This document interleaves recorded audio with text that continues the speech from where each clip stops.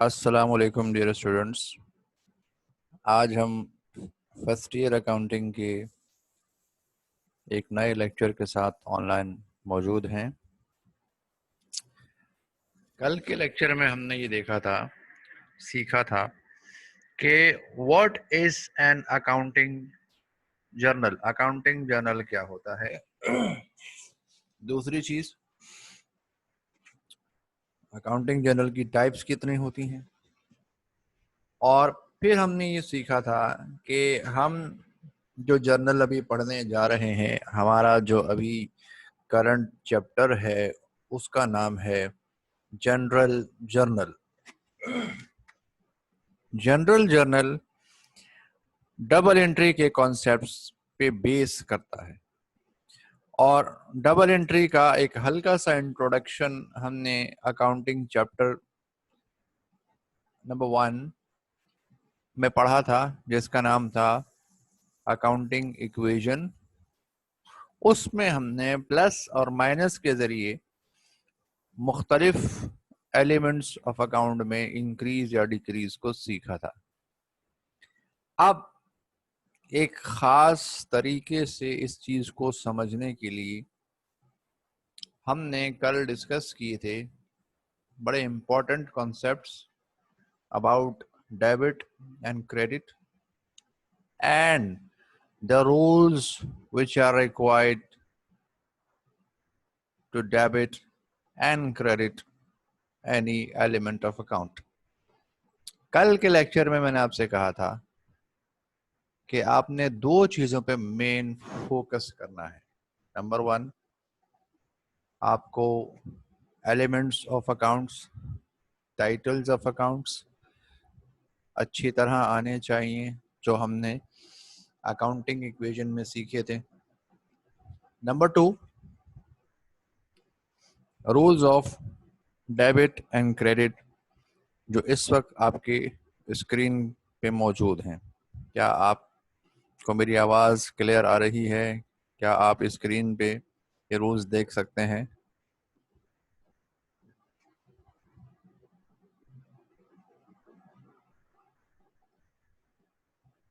अच्छा जी। Rules of debit and credit के बाद जो बहुत इंपॉर्टेंट टॉपिक है जर्नल शुरू करने से पहले, वो है एनालिसिस ऑफ ट्रांजैक्शंस। आप दुनिया का कोई भी सब्जेक्ट पढ़ें, आपकी एनालिटिकल पावर स्ट्रांग होनी चाहिए। जो चीज़ हम पढ़ रहे हैं उसका थॉरो कंसेप्ट हमें होना चाहिए।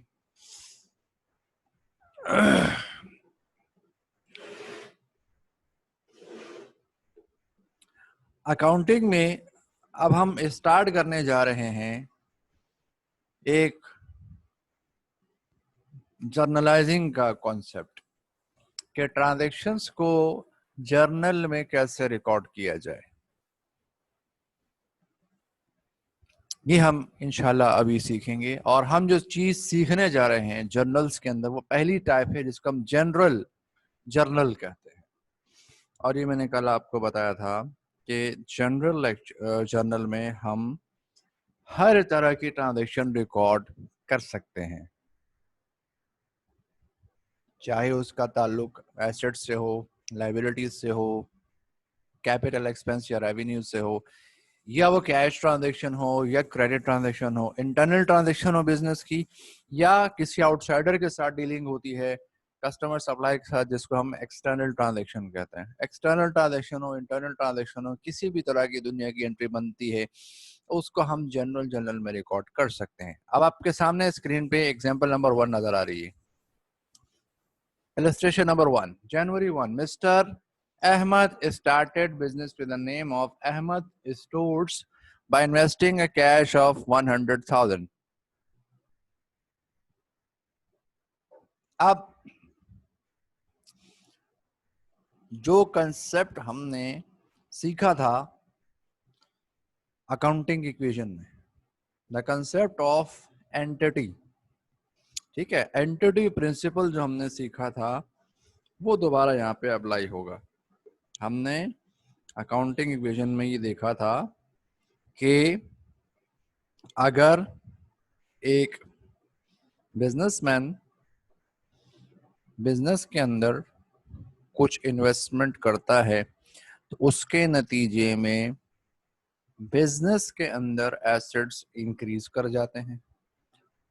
बेशक पर्सनली ओनर्स के पास वो एसेट्स डिक्रीज कर जाएं, अगेन उस कंसेप्ट को हमें अप्लाई करना है कि अकाउंटिंग पढ़ते वक्त हम बिजनेस को देखते हैं, बिजनेस से रिलेटेड एस्पेक्ट को देखते हैं, बिजनेसमैन को नहीं देखते। वो हमारा सेकेंडरी ऑब्जेक्टिव होता है, हमारा प्राइमरी ऑब्जेक्टिव कौन होता है? बिजनेस होता है। तो यहाँ पे देखिए मिस्टर अहमद स्टार्ट कर रहे हैं एक बिजनेस 1 लाख रुपए का कैश लगा करके।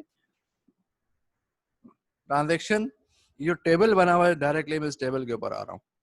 Owner invested cash in the business. अब इसमें जो टाइटल ऑफ अकाउंट थे जो हमने अकाउंटिंग इक्वेशन में सीखे थे, पहला टाइटल क्या था कि हम उसको कैश में वहां प्लस करते थे। यहाँ पे प्लस माइनस का फिलहाल तस्वर नहीं, हम पहले सबसे पहले टाइटल ऑफ अकाउंट को पहचानेंगे। हमारे बिजनेस को क्या मिला? कैश मिला, तो इसका टाइटल ऑफ अकाउंट क्या होगा? कैश।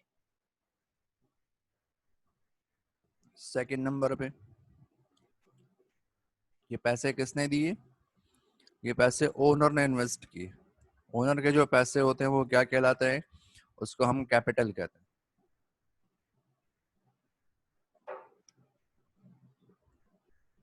ठीक है, ये बातें आपके क्लियर समझ में आ गई कि इसमें जो गिव एंड टेक हो रहा है उस गिव एंड टेक में क्या चीज इन्वॉल्व है।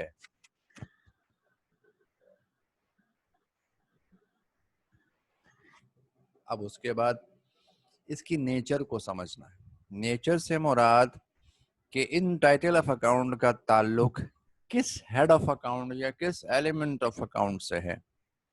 तो कैश हमारे लिए एसेट, लायबिलिटी या कैपिटल, इन तीनों में से क्या है? कैश हमारे लिए क्या है? एसेट है। ये हमने सीखा था अकाउंटिंग इक्वेशन के अंदर। बात समझ में आ रही? कैश हमारे लिए क्या है? एसेट है। और कैपिटल की नेचर ओनर इक्विटी की होती है। कैपिटल का हम कैपिटल भी कह सकते हैं नेचर वाइज, और इसका जो टेक्निकल नाम बनता है बाद में जाके हम उसको ओनर इक्विटीज कहते हैं। इक्विटी के मीनिंग होते हैं ओनरशिप के। तो owner equities means the owners ownership, यानी मालिक की मिल्कियत। The share of owner, the share of his owner is called owners equity. यानी एक बिजनेस के अंदर वो तमाम चीजें जिन पे ओनर्स का राइट है, ओनर्स का क्लेम है, जो ओनर की अपनी ओनरशिप है, दैट इज कॉल्ड कैपिटल। अब एंटिटी प्रिंसिपल के हिसाब से देखिए, ये पैसे, ये कैश हमारे बिजनेस को मिला, ओनर की जेब से निकला, वहां से माइनस हुआ, हमें ओनर को डिस्कस नहीं करना। ये पैसे हमारे बिजनेस को मिले, हमारे पास ये पैसे क्या हुए? इंक्रीज हो गए। ठीक है, अब यहां पर आपने एक rule of debit and credit apply करना है। ये जो चार्ट मैंने बनाया है या ये जो टेबल मैंने बनाए हैं, ये आपको समझाने के लिए बनाए हैं कि इस पैटर्न पे आपने ट्रांजैक्शन को एनालाइज करना है। यानी एनालिसिस, ट्रांजैक्शन को एनालाइज करते वक्त आपने इन इन फैक्टर्स को देखना है कि कौन सा एलिमेंट ऑफ अकाउंट है, उसका ताल्लुक किस चीज से है, और उसका इम्पैक्ट यानी इंक्रीज और डिक्रीज की जो वैल्यू है वो क्या आ रही है। और ये बात मैंने आपको पहले भी बताई थी कि दुनिया भर की सारी अकाउंटिंग एक ही चीज है, इंक्रीज और डिक्रीज इन द इम्पैक्ट, कि किसी ट्रांजेक्शन में किस चीज का अमाउंट इंक्रीज हो रहा है और किस चीज का अमाउंट डिक्रीज हो रहा है, इसी को जज करना, दैट इज कॉल्ड एनालिसिस। जितना ज्यादा स्ट्रॉन्ग आपका एनालिसिस होगा उतना ही आसानी से आप मुश्किल से मुश्किल ट्रांजेक्शन को भी रिकॉर्ड कर सकते हैं। लेकिन अगर आपका एनालिसिस स्ट्रॉन्ग नहीं होगा, आप ये जज नहीं कर पाएंगे कि इस ट्रांजेक्शन में हो क्या रहा है, कौन सी चीज इंक्रीज कर रही है, कौन सी चीज डिक्रीज कर रही है। अगर आप ये नहीं कर पाते तो फिर आसान ट्रांजैक्शन की एंट्री बनाना भी आपके लिए मुश्किल हो जाएगा। इसलिए इस चीज पे फोकस कीजिए। एक बात। दूसरी बात कि एनालिसिस का सवाल एग्जाम में शायद नहीं आता हो, लेकिन इसके बेस पे जो हम जर्नल्स बनाएंगे वो लाजमी एग्जाम्स में आते हैं। तो यहां पर ये जो कंसेप्ट्स हम सीख रहे हैं, कुछ अरसे बाद ये जो टेबल मैंने बनाया है, ये जो मैंने चार्ट बनाया है कि टाइटल ऑफ अकाउंट, इसकी हेडिंग मैंने दी, आपने ट्रांजैक्शन में पहचानना है कि टाइटल ऑफ अकाउंट कौन सा है, उसकी नेचर क्या है, उसका ट्रेंड क्या है, वो इंक्रीज हो रहा है डिक्रीज, उसके रूल्स क्या कहते हैं, और आखिर में उसका अमाउंट क्या हो रहा है। ये सारा काम फिलहाल तो मैं इन राइटिंग आपसे करवा रहा हूँ, क्योंकि अभी हम अकाउंटिंग सीख रहे हैं इनिशियल लेवल पे।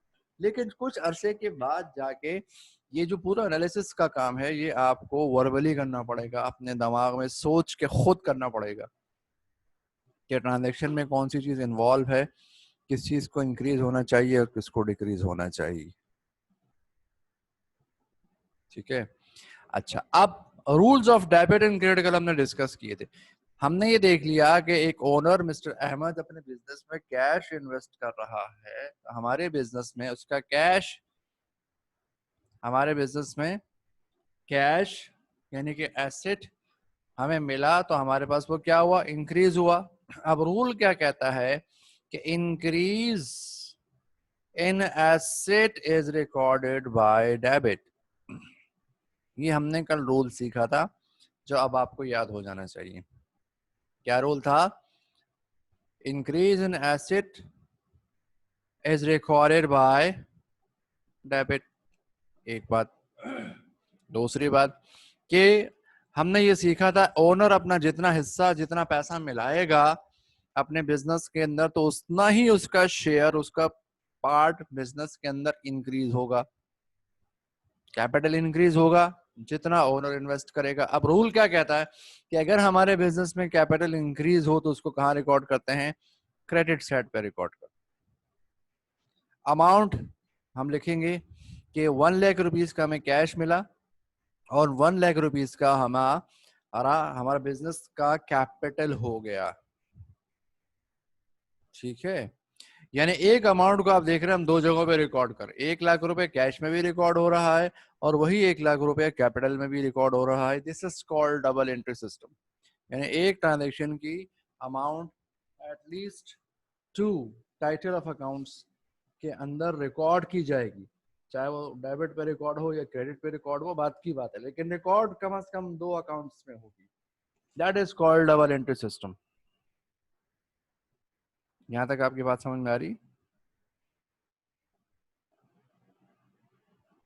अच्छा बेटा, ये तो हमने एनालाइज किया कि इस ट्रांजैक्शन में हुआ क्या। अब हम चलते हैं, आपके स्क्रीन में नजर आ रहा होगा एक जर्नल का फॉर्मेट बना हुआ है जो हमने कल डिस्कस किया था डिटेल में कि जर्नल के कॉलम्स कौन कौन से होते हैं। तो जर्नल में पहला कॉलम डेट का होता है, दूसरा कॉलम पर्टिकुलर्स या जिसको आप डिस्क्रिप्शन भी लिख सकते हो या जिसके अंदर आप टाइटल्स ऑफ अकाउंट्स भी लिख सकते हैं, कुछ भी लिख दें एक्सेप्टेबल है। फिर तीसरा कॉलम है पोस्टिंग रेफरेंस। रेफरेंस के अंदर एक नंबर लिखा जाता है, वाउचर नंबर, लेकिन फिलहाल चूंकि अभी हम इनिशियल अकाउंटिंग सीख रहे हैं तो इस कॉलम को आप खाली छोड़ दीजिए, बनाएंगे जरूर लेकिन इसको खाली छोड़ दीजिए। उसके बाद अगला कॉलम डेबिट का है। पहला कॉलम डेबिट का होता है, दूसरा कॉलम क्रेडिट का होता है। तो आपने जो एनालिसिस किया ऊपर उसमें ये देखें कि डेबिट कौन सा टाइटल ऑफ अकाउंट हुआ,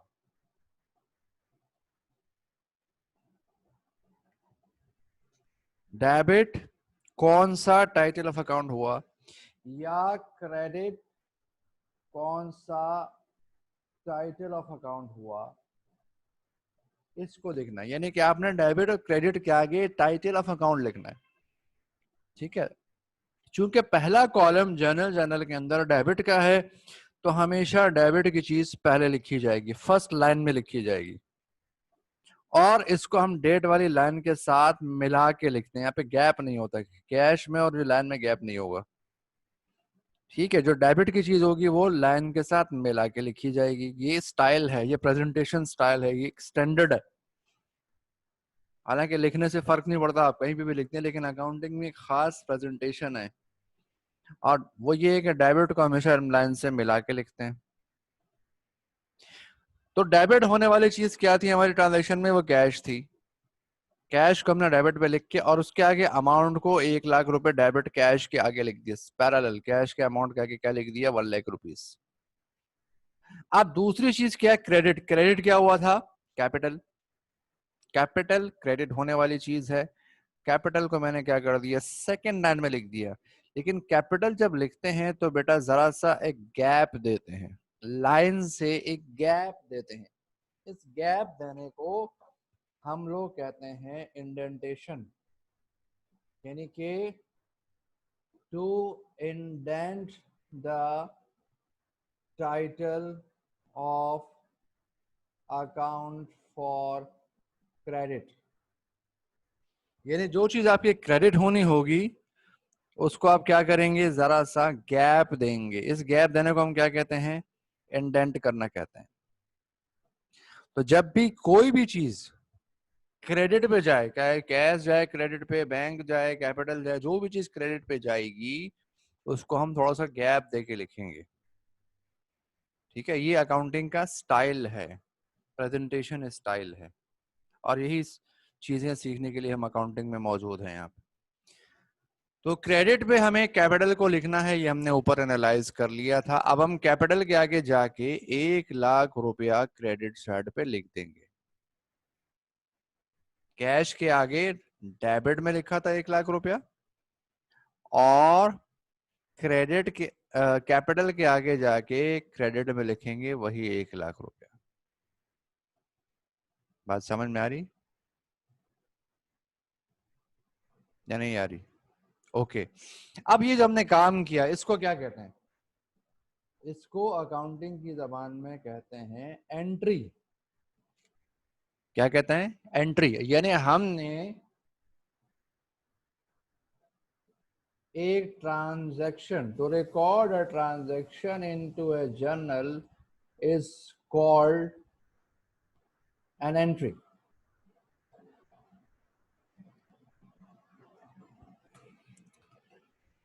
To record a transaction into a journal is called an entry. किसी भी ट्रांजैक्शन को किसी जर्नल में, चाहे वो जनरल जर्नल हो या स्पेशल जर्नल हो, उसके अंदर रिकॉर्ड कर लेना, इसको अकाउंटिंग की जबान में हम क्या कहते हैं? एंट्री कहते हैं। तो ये जो मैंने कैश पे लिखा, कैश के आगे लिखा डेबिट साइड पे 1 लाख रुपया, और कैपिटल के आगे क्रेडिट साइड पे लिखा 1 लाख रुपया, इसको हम अकाउंटिंग की लैंग्वेज में क्या कहते हैं? एंट्री कहते हैं। ठीक है, डेबिट पे 1 लाख रुपया कैश में, क्रेडिट पे 1 लाख रुपया कैपिटल में, एंट्री बन गई। अब इस एंट्री के नीचे आपको ब्रैकेट में एक सेंटेंस लिखा हुआ नजर आ रहा है। इस सेंटेंस को हम कहते हैं नरेशन। नरेशन का मतलब होता है to explain the transaction in simple words. आप सिंपल अल्फाज में ट्रांजैक्शन को एक्सप्लेन करेंगे ताकि पढ़ने वाला पीछे क्वेश्चन में जाके ना देखे, बल्कि वो आपके नरेशन से समझ जाए कि इस एंट्री के अंदर आपने कौन सी ट्रांजैक्शन रिकॉर्ड की है। जैसे मैंने नरेशन में लिख दिया अपने आसान लैंग्वेज में, to record the investment of Ahmed in the business.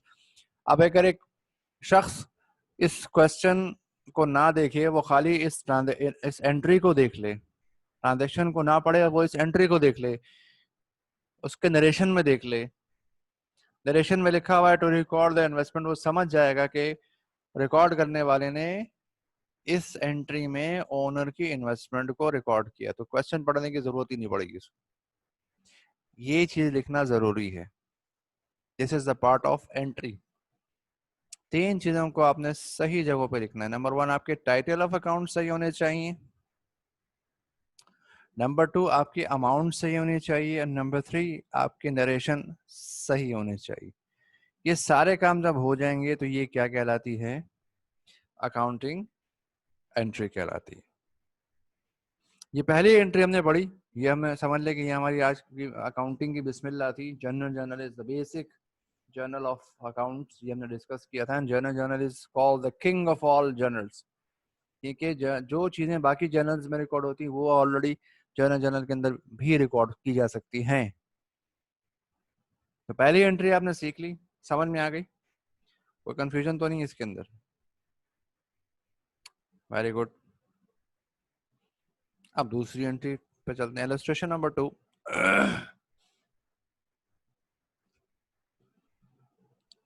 Mr. March 1. Mr. Abdullah started a business with a name of Modern Traders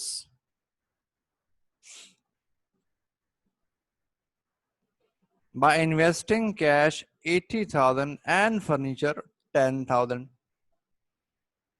तो अकाउंटिंग इक्वेशन के आखिरी क्वेश्चंस में हमने सीखा था कि ज़रूरी नहीं कि हम बिजनेस सिर्फ कैश इन्वेस्ट करके ही स्टार्ट करें, बल्कि हम डिफरेंट एसेट्स के जरिए से बिजनेस स्टार्ट कर सकते। यानी कि इस ट्रांजैक्शन में आप देखें, ओनर दो चीजें लेके आ रहा है। एक वो 80,000 का कैश लेके आ रहा है अपने घर से, और दूसरा वो 10,000 रुपीज का फर्नीचर भी घर से लेके आ रहा है। ठीक है, मल्टीपल एसेट्स लेके आ रहा है, मोर देन वन एसेट्स लेके आ रहा है। अब ऐसा नहीं है कि उसने 80,000 रुपये कैश इन्वेस्ट किया और फिर उस 80,000 में से 10,000 रुपये निकाल के उससे फर्नीचर खरीदा, ऐसा नहीं है। कैश सेपरेट है 80,000 का और फर्नीचर सेपरेट है 10,000 का, दो अलग अलग एसेट्स हैं। ऐसी एंट्री को अकाउंटिंग की जबान में आपके स्क्रीन पे नजर आ रहा होगा, जिसके अंदर बाद में जाके हम देखेंगे दो से ज्यादा चीजें इन्वॉल्व हो, 3, 4, 5 चीजें इन्वॉल्व हो, उसको हम कहते हैं कंपाउंड एंट्री। कंपाउंड एंट्री का मतलब क्या हुआ? जिसमें दो से ज्यादा डेबिट हो या दो से ज्यादा क्रेडिट हो। ये भी हम बाद में जाके डिसाइड करेंगे कि कितने डेबिट निकलते हैं कितने क्रेडिट, लेकिन दो से ज्यादा टाइटल ऑफ अकाउंट जिसमें आ जाए, ऐसी एंट्री जिसमें दो से ज्यादा टाइटल आ जाए। अब यहाँ पे दो से ज्यादा टाइटल आएंगे, कैसे आएंगे देखें। एक तो हमारे ओनर ने कैश इन्वेस्ट किया 80,000 रुपए का, एक तो कैश हो गया। दूसरा, उसने फर्नीचर इन्वेस्ट किया, वो फर्नीचर हो गया। तीसरा, इन रिसोर्सेस का, इन एसेट्स का सोर्स क्या है हमारे पास? वो सोर्स है ओनर, वो सोर्स है कैपिटल। तो इसका मतलब क्या हुआ कि दो चीजें तो हमारे सामने लिखी हुई है, कैश है, दूसरा फर्नीचर है। तीसरी चीज क्या होगी? इनका रिसोर्स, इनका सोर्स है कैपिटल। तो आप देखेंगे कि मैंने इसको एनालाइज किया हुआ नीचे। ट्रांजेक्शन क्या है? The owner invested cash in the business. Owner ने बिजनेस में कैश इन्वेस्ट किया। ठीक है, अब इसमें आप सबसे पहले टाइटल ऑफ अकाउंट को पहचानोगे कि हमारे बिजनेस में क्या चीज आ रही है। तो हमारे बिजनेस में दो एसेट्स आ रहे हैं, एक का नाम है कैश, दूसरे का नाम है फर्नीचर। जैसा कि नाम से जाहिर है, क्वेश्चन में क्लियरली लिखा हुआ है। अब इनका जो सोर्स है वो क्या है? ये एसेट्स कहाँ से आए हैं? ये हमने अकाउंटिंग इक्वेशन में पढ़ा था कि जो एसेट्स ओनर इन्वेस्ट करता है वो क्या कहलाते हैं? वो उसका कैपिटल कहलाते हैं। तो इन दोनों एसेट्स का सोर्स हमारे पास क्या हुआ? कैपिटल हुआ। ठीक है, अब इनको एनालाइज करें कि ये चीजें हमारे बिजनेस में बढ़ रही हैं या कम हो रही हैं। इसको एनालाइज कर लेते हैं।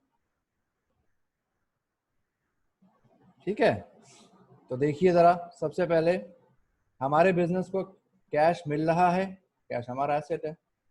हमारे बिजनेस को फर्नीचर मिल रहा है, फर्नीचर भी हमारा एसेट है, ठीक है। और कैपिटल हमारा ओनर इक्विटीज है। हमारे बिजनेस को कैश मिला, कैश का बैलेंस हमारे पास क्या हुआ, इंक्रीज हुआ। हमारे बिजनेस को फर्नीचर मिला, फर्नीचर हमारे पास क्या हुआ, इंक्रीज हुआ।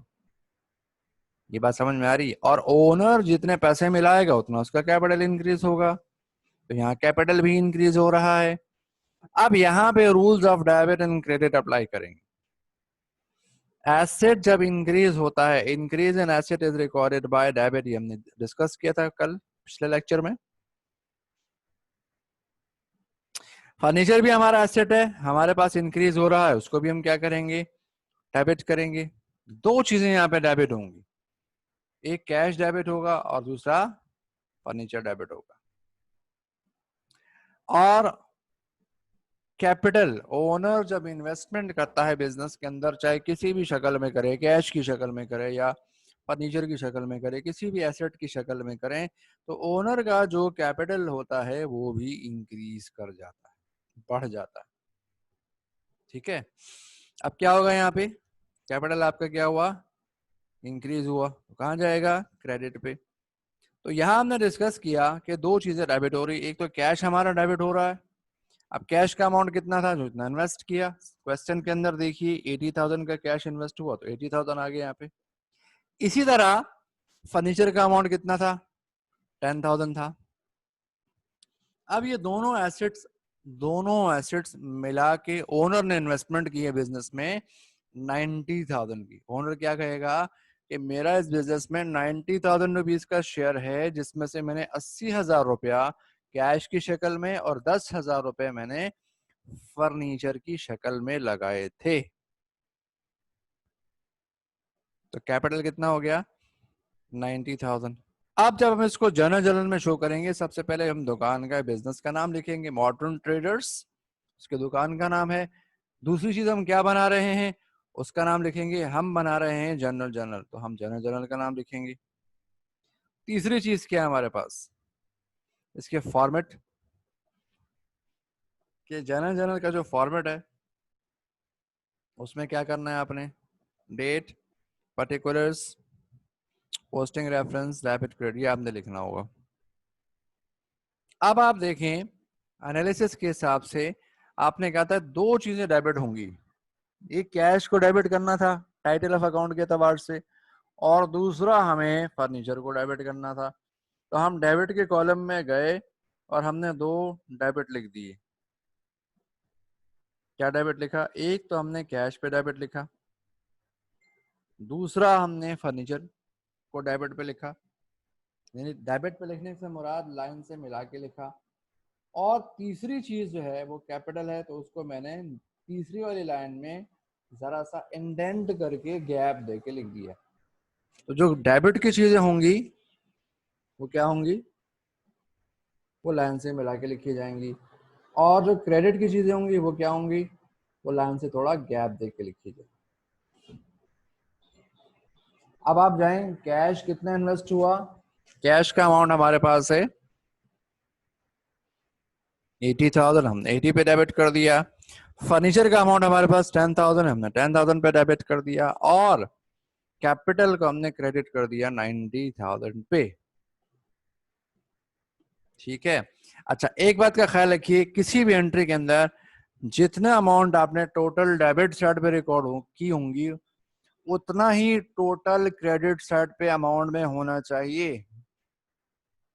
अब डेबिट पे यहाँ पे दो चीजें, एक 80,000 और दूसरा 10,000, ठीक है। Cash 80,000, furniture 10,000।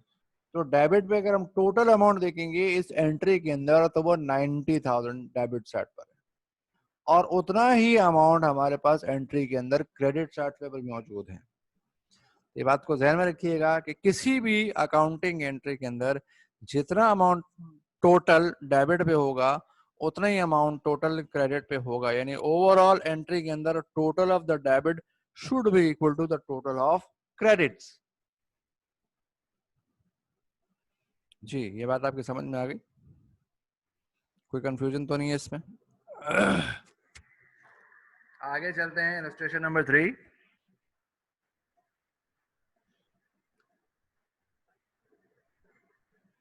इलस्ट्रेशन नंबर 3 में ऑन जनवरी 2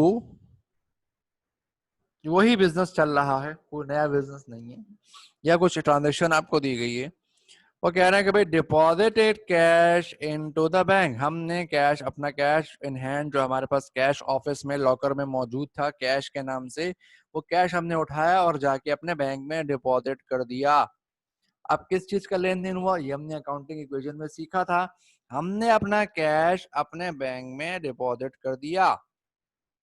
इसका मतलब क्या हुआ, लेन देन किस चीज का हुआ, हमने बैंक में जमा पैसे करवाए। तो टाइटल ऑफ अकाउंट क्या होगा इसका, बैंक।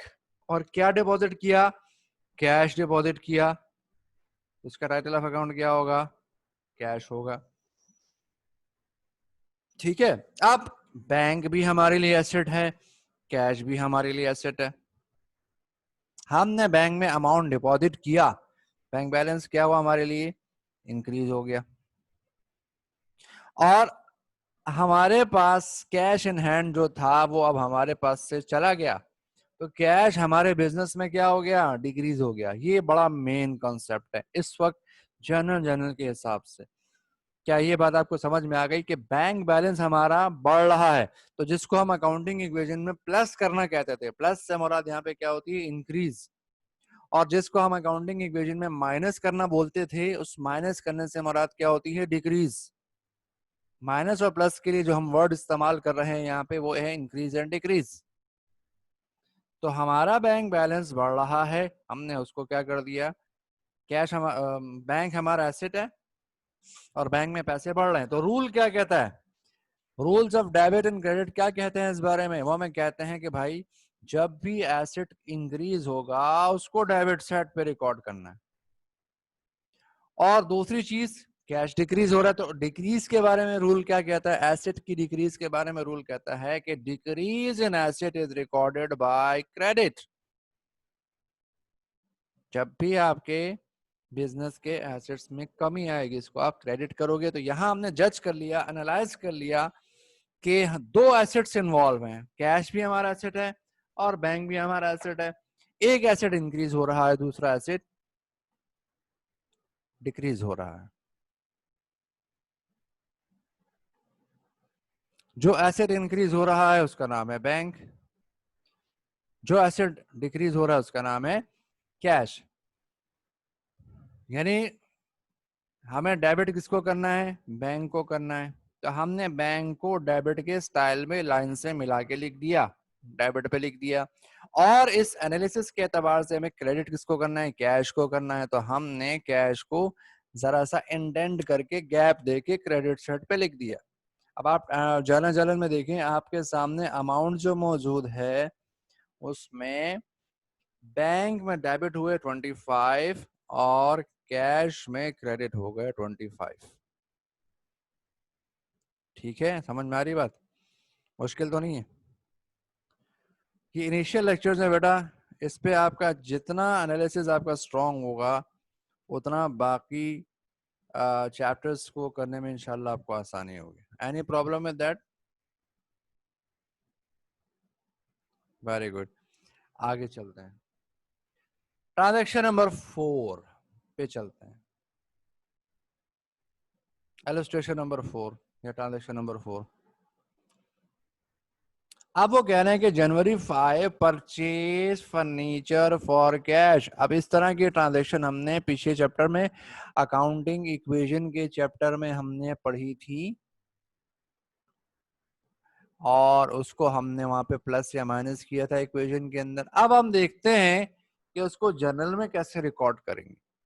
अब आप देखें, परचेज फर्नीचर फॉर कैश, हमने क्या खरीदा, लेन देन किस चीज का हो रहा है, गिव एंड टेक किस चीज का हो रहा है इस ट्रांजेक्शन में, हमने फर्नीचर परचेज किया। परचेज फर्नीचर फॉर कैश, क्या हुआ मतलब इसका, कि फर्नीचर इन्वॉल्व है इसमें और दूसरी जो चीज इन्वॉल्व है वो कैश इन्वॉल्व है। फर्नीचर बाय नेचर हमारा एसेट है, नॉन करंट एसेट है, कैश भी हमारा एसेट है। फर्नीचर हमने खरीदा, उसकी वैल्यू हमारे पास आ रही है, बढ़ रही है, प्लस हो रही है, इंक्रीज हो जाएगी। पहले हमारे पास फर्नीचर नहीं था, अब मिसाल के तौर पे हमने 12,000 रुपए का फर्नीचर खरीद लिया, तो हम कहेंगे कि भाई हमारे पास फर्नीचर 12,000 का हो गया, 0 से 12 पे चला गया, उसकी वैल्यू क्या हो गई, इंक्रीज हो गई। तो increase in asset is recorded by debit, तो हमें फर्नीचर को डेबिट करना है 12,000 रुपए। इसी तरह वो कैश हमने अपने शॉपकीपर को दे दिया, सेलर को दे दिया, सप्लायर को दे दिया। कैश हमारा एसेट था, हमने उसकी पेमेंट कर दी, कैश हमारे पास से चला गया, कैश डिक्रीज हो गया। और जब कैश डिक्रीज हुआ तो रूल कहता है डेबिट एंड क्रेडिट का कि decrease in asset is recorded by credit, हम क्या करेंगे, कैश को क्रेडिट कर देंगे। ठीक है, अब हम इसको जब जर्नल में प्रेजेंट करेंगे तो क्या होगा, हमने डिसाइड ये किया था कि डेबिट हमें फर्नीचर को करना है, हमने फर्नीचर को डेबिट पे लिख दिया, डेबिट के स्टाइल में लिख दिया, और डेबिट के कॉलम में जाके फर्नीचर के आगे 12,000 रुपए लिख दिए। और हमने डिसाइड ये किया था कि हमें कैश को क्रेडिट करना है, तो हम गए, हमने कैश को इंडेंट किया। क्रेडिट की चीज को हमेशा इंडेंट किया जाता है, गैप दिया जाता है, लाइन से गैप देके, और हमने कैश के आगे 12,000 रुपए लिख दिए। नीचे एंट्री में अपनी आसान सी लैंग्वेज में हमने एक्सप्लेन कर दिया कि इस एंट्री के जरिए हमने रिकॉर्ड क्या किया, to record purchase of furniture for cash. इस एंट्री के जरिए हमने फर्नीचर को खरीदने की एंट्री बनाई है। जी बेटा, तो आज के हमने जो 5-6 ट्रांजेक्शन सीखी आपके समझ में आ गई। This is the initial level of journal. इसलिए मैं ज्यादा फिलहाल एंट्रीज का बर्डन आप पे नहीं डाल रहा, बिकॉज यहाँ पे अंडरस्टैंडिंग डेवलप हो जाए, चीजें समझ में आ जाएं, आप जर्नल के कंसेप्ट को अंडरस्टैंड कर जाएं, तो फिर इंशाल्लाह हम बर्डन भी आप पे डालेंगे, ज्यादा क्वेश्चंस भी प्रैक्टिस के लिए देंगे। लेकिन इनिशियल लेवल पे आपका एनालिसिस स्ट्रांग होना चाहिए, आपको ये समझ में आना चाहिए कि क्या चीज इंक्रीज हो रही है और क्या डिक्रीज हो रही है, किस चीज को कहाँ पे लिखना है, इस पे मेन आपने फोकस करना है। जी बेटा, यहाँ तक क्लियर है, कोई कंफ्यूजन तो नहीं है?